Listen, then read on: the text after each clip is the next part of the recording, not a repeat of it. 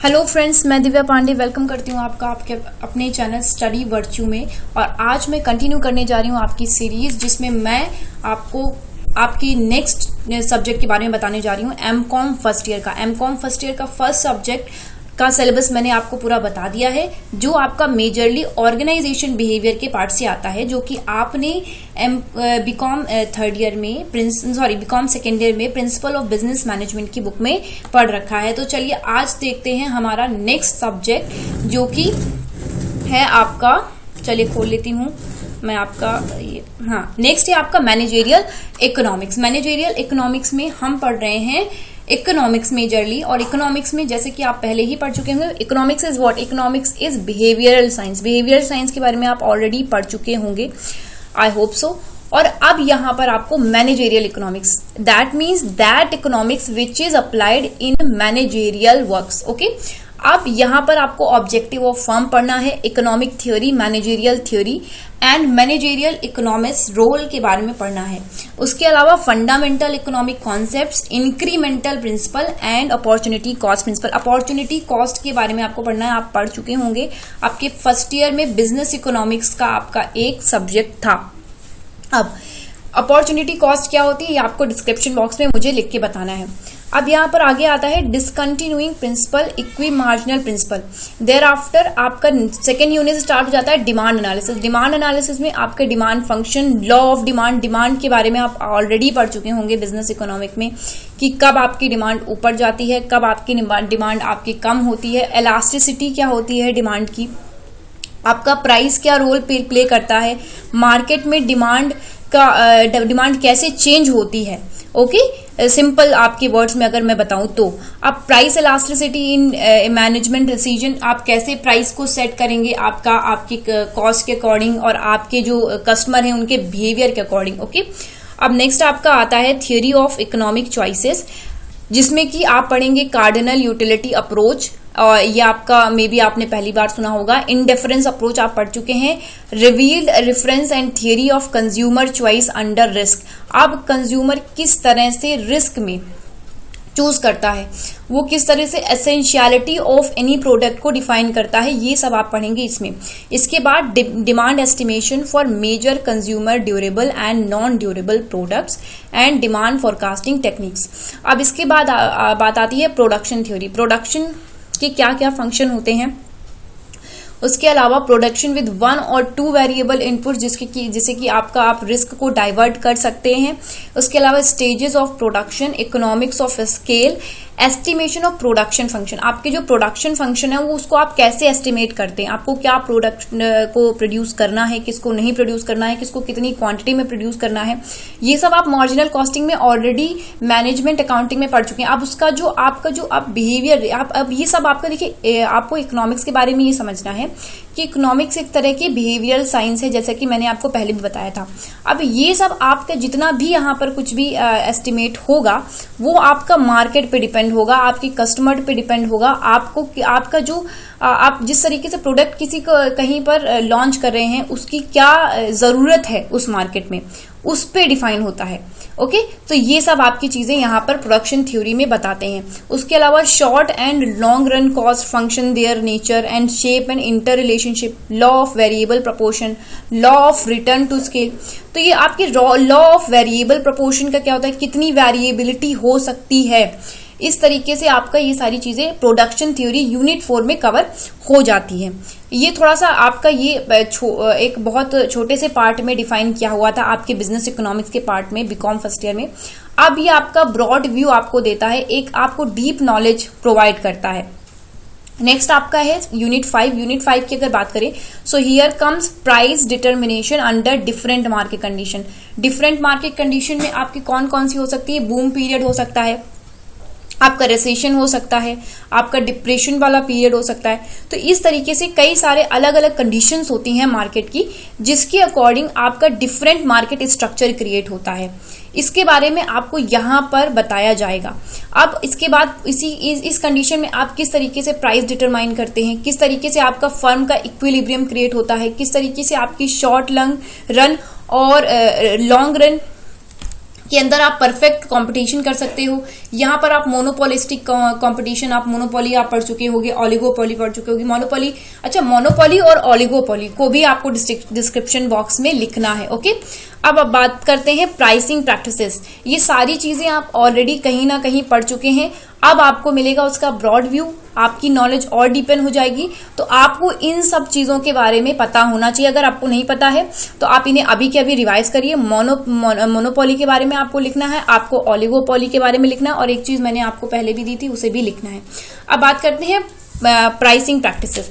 Pricing practices की अगर बात करें तो यहाँ पर बात आती है methods of price determination in practices and pricing of multiple products. आप इस तरीके से सोच सकते हैं कि आपका होटल है तो आप किस तरीके से, आपके पास कई सारे प्रोडक्ट्स होते हैं, तो उन सारे प्रोडक्ट्स में आप किस तरीके से उनकी प्राइसिंग करेंगे, आपकी किस तरीके से कॉस्ट बेस्ड, आपके किस तरीके से मार्केट कंडीशन बेस्ड होता है, आपकी और सारे मतलब सर्कमस्टांसेस होते हैं, तो किस तरीके से आप प्राइस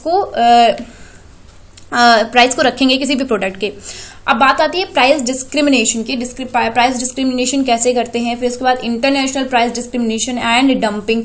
अब ये डंपिंग, ये बहुत अच्छा आपका कॉन्सेप्ट आता है। डंपिंग क्या होती है आपका, ये बहुत मेजर कॉन्सेप्ट है। चाइना के केस में चाइना बहुत ज्यादा डंप करता है अपना भी जो भी प्रोडक्ट होता है अदर कंट्रीज में, तो ये चीजें आपको पता होनी चाहिए। डंपिंग क्या होती है, एंटी डंपिंग ड्यूटी लगाई जाती है, ये सब चीजें आपको अच्छे से पता होनी चाहिए। अब बात करते हैं ट्रांसफर प्राइसिंग की। ट्रांसफर प्राइसिंग में भी आपको इसके बारे में डिटेल बताया जाएगा। अब नेक्स्ट आपकी आती है बिजनेस साइकिल। बिजनेस साइकिल में आपको nature and phases of business cycle, आपके कब आपका इनिशियल आपका रॉ मटेरियल आता है, किस तरीके से आपकी बिजनेस साइकिल होती है उसके बारे में बताया जाता है। फिर उसके बाद थियरीज ऑफ बिजनेस साइकिल, जैसे साइकोलॉजिकल थ्योरी हो गई, प्रॉफिट थ्योरी हो गई, monetary innovation and cobweb and Samuelson and Hicks theory.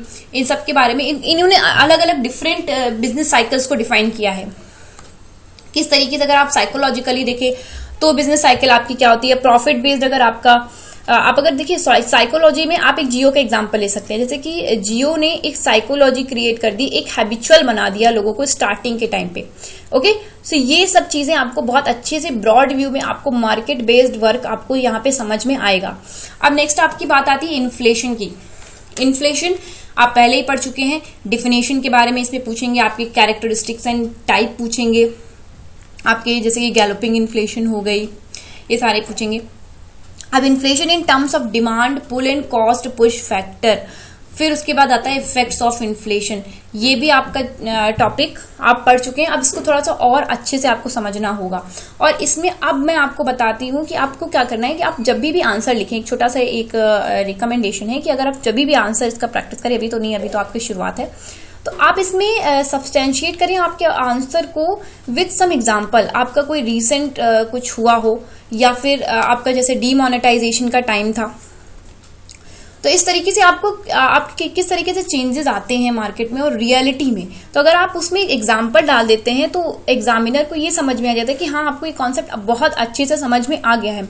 सो ये इकोनॉमिक्स के केस में आप ये सारी चीजें बहुत आसानी से कर सकते हैं। आप चाइना के एग्जाम्पल डाल सकते हैं, और भी बहुत से एग्जाम्पल होते हैं आपको आगे देखने को मिलेंगे। मैं आपको बताती रहूंगी बीच बीच में, आप उनको कोट करते रहिएगा, आप उनका एक छोटा सा नोट्स बनाते रहिएगा, स्पेशली इकोनॉमिक्स के केस में, क्योंकि इकोनॉमिक्स के केस में आपको बिजनेसेस के बारे में बहुत ज्यादा पता चलता है।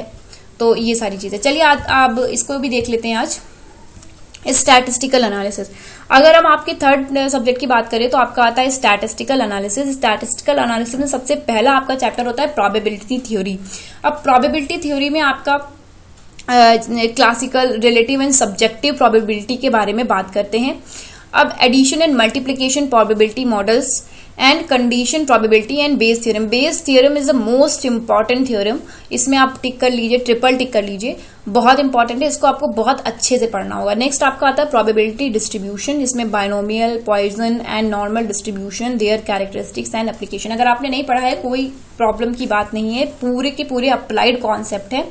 अगर आप इसमें थोड़ा सा इमेजिनेशन भी कर लेंगे तो आपको सब कुछ समझ में आ जाएगा। नेक्स्ट आपका आता है statistical decision theory, third unit है आपका।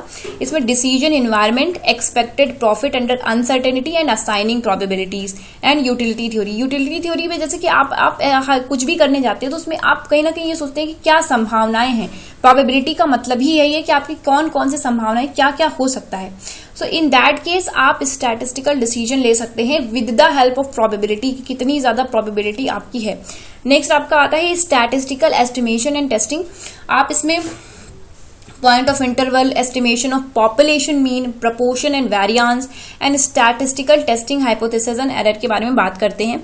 इसमें मेजरली आपका डेटा रिलेटेड कॉन्सेप्ट्स इसमें होते हैं। आपको डेटा होता है, उसमें आपको टेस्टिंग करनी होती है। आपकी पॉपुलेशन का डेटा हो गया, प्रपोर्शन आप उससे निकालते हैं। तो ये सारी चीजें हैं उसमें भी। ये भी बहुत ईजी है, इसमें भी कुछ टफ नहीं है, बहुत आसानी से आपका ये भी कंप्लीट हो जाएगा। नेक्स्ट आपका आता है कोरिलेशन एंड रिग्रेशन एनालिसिस। ये भी आप पढ़ चुके हैं, फर्स्ट ईयर में ही आपके ये कंप्लीट हो चुके हैं।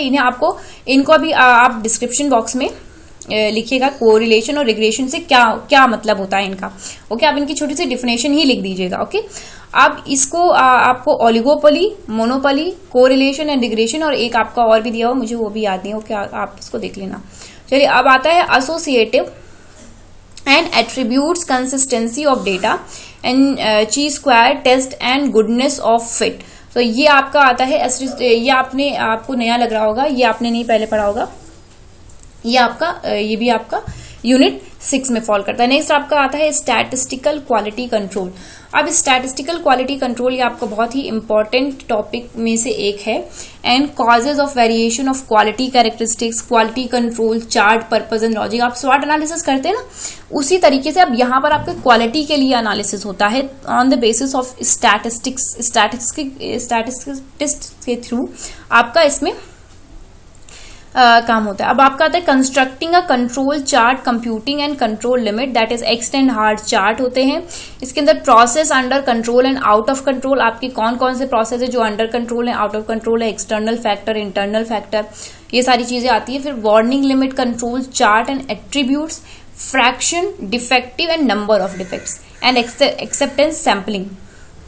जब भी कोई कंपनी प्रोडक्शन करती है तो वो पहले से ही सोच के चलती है कि हमारे इतने प्रोडक्ट, मान के चलिए आपके 12% प्रोडक्ट में डिफेक्ट्स आ जाता है, तो इस तरीके से वो अपना कहीं ना कहीं प्रोविजन बना के चलती है बैक साइड। तो ये सारी चीजें आपको यहाँ पे पता चलेगी कि आपकी क्वालिटी कितनी जा रही है, आप किस तरीके से आपका इसमें आपका 6 सिग्मा का भी कॉन्सेप्ट लगता है। बहुत सारी कंपनी 6 सिग्मा का कॉन्सेप्ट को फॉलो करती हैं, ये भी आपको ऑर्गेनाइजेशन बिहेवियर में पता चल जाएगा। अब नेक्स्ट आता है आपका sampling theory and test significance. यहाँ पर आता है point of interval estimation of population mean and proportion and variance, hypothesis test and errors, sampling of attributes, large and small sample test। आपका कहाँ पर large, ये आपने ऑडिटिंग पढ़ा होगा। ऑडिटिंग में आपका आता है मटेरियल मिस स्टेटमेंट वाला टॉपिक, उसी के सब कुछ सिमिलर है ये।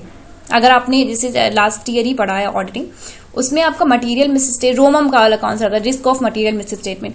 उसी तरह से यहाँ पर भी देखा जाता है कि कौन सा ऐसा एरिया है जहां पर हमें एरर के चांसेस ज्यादा हैं, तो वहां पे टेस्ट जो होता है वो एक्सटेंसिवली बहुत ज्यादा डीप में जाकर के किया जाता है। और जहां पर ऐसा लगता है कि वहां पे कम रिस्क होगा या फिर कम एरर हो सकता है, तो वहां पे आपकी कुछ छोटे छोटे सैंपल में ही, स्मॉल सैंपल्स में ही काम हो जाता है। नेक्स्ट आपका आता है बिजनेस फोरकास्टिंग, और जो कि आपका है लास्ट यूनिट। और यहाँ पर आपके होते हैं बिजनेस फोरकास्टिंग, इसकी नीड क्या होती है, importance, techniques and forecasting, interpolation and extrapolation, ये भी आपका टॉपिक आपका पढ़ा हुआ है। इंटरपोलेशन, एक्स्ट्रापोलेशन, ये भी आपके स्टैटिस्टिक्स आपके बीकॉम फर्स्ट ईयर का ही टॉपिक है। इसको भी आपको आज के आज रिवाइज करना है। आपको सिर्फ डेफिनेशन, एटलीस्ट डेफिनेशन आपको पता होनी चाहिए, जिससे कि आपको उसका कुछ ना कुछ मीनिंग आपके दिमाग में सेट हो जाए। अब फिर आपका था ग्राफिकल एंड क्वांटिटेटिव मेथड, इसमें आपके ग्राफ्स एंड क्वांटिटेटिव मेथड्स को बताया जाएगा। तो ये था आज का हमारा डिस्कशन, जहां पर हमने देखे दो सब्जेक्ट्स आपके, देखे managerial economics and statistical analysis. Okay, so अब तक आपके हो चुके हैं 3 सब्जेक्ट्स के सिलेबस एनालिसिस। आई होप आपको पसंद आए होंगे। And before quitting from the video, आपको करना है सब्सक्राइब एंड बेल आइकन को जरूर से जरूर क्लिक कर देना है, because you need to be updated each and every day when I post video.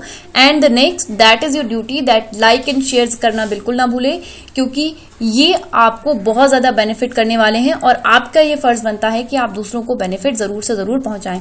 तो चलिए तो फिर मिलते हैं आपसे। Bye bye.